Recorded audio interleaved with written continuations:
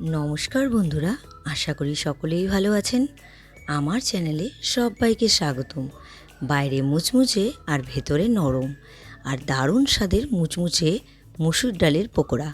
বিকেলবেলা চায়ের সঙ্গে এমন ঝটপট নাস্তা একবার বানালে বারবার খেতে মন চাইবে। চলুন দেখে নেওয়া যাক আজকের সহজ রেসিপি।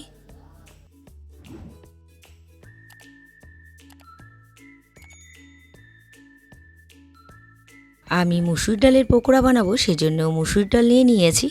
আমি 2 থেকে 3 ঘন্টা জলে ভিজিয়ে রেখেছিলাম। এবার জল ঝরিয়ে উঠিয়ে নিয়েছি। এর মধ্যে দিয়ে দিলাম নুন। আর আমি গোটা মুসুর ডাল দিয়ে পকোড়া বানাবো, মানে আমি কোনো রকম বেটে বানাবো না। ভালো করে চটকে নুন দিয়ে মেখে নিলাম। এবার এর মধ্যে দিয়ে দিলাম পেঁয়াজ কুচি। এখানে 2টো পেঁয়াজ কুচি আছে। আর দিয়ে দেবো এর মধ্যে কাঁচা লঙ্কা কুচি, ধনেপাতা কুচি, রসুন কুচি, আদা কুচি।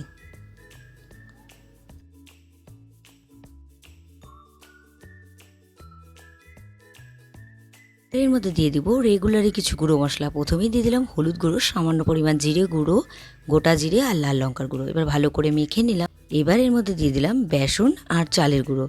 ভালো করে মেখে নিলাম। কড়াই বসিয়ে দিয়েছি। কড়াইতে দিয়ে দিয়েছি সর্ষের তেল। তেল গরম হয়ে গিয়েছে। একে একে আমি পকোড়াগুলো ভেজে নেব। পকোড়াগুলো তেলে দিয়ে দেওয়া হয়ে গিয়েছে।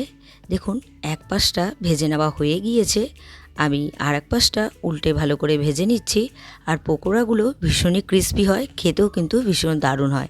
আমরা সচরাচর এইসব পকোড়া বেটেই, মানে ডাল বেটেই বানাই, তবে আমি এখানে ডালটা গোটায় রেখেছি। দেখুন, কথা বলতে বলতে আমার পকোড়াগুলো ভেজে নেওয়া হয়ে গিয়েছে। এবার আমি নামিয়ে নেব। প্রথম ব্যাচের পকোড়াগুলো আমি ভেজে নামিয়ে নিয়েছি। সেকেন্ড ব্যাচের পকোড়াগুলো আমি ভেজে নিচ্ছি। সবগুলো পকোড়া আমি ভেজে নামিয়ে নিয়েছি। তৈরি হয়ে গেল আজকের রেসিপি মুসুর ডালের পকোড়া। আজকের এই পকোড়ার রেসিপিটি আপনাদের কেমন লেগেছে অবশ্যই কমেন্ট করে জানাবেন। রেসিপিটি যদি আপনাদের ভালো লেগে থাকে তাহলে ট্রাই করার অনুরোধ রইল। আর ভিডিওটি ভালো লাগলে like, comment, share and subscribe করতেই ভুলবেন না। বাই।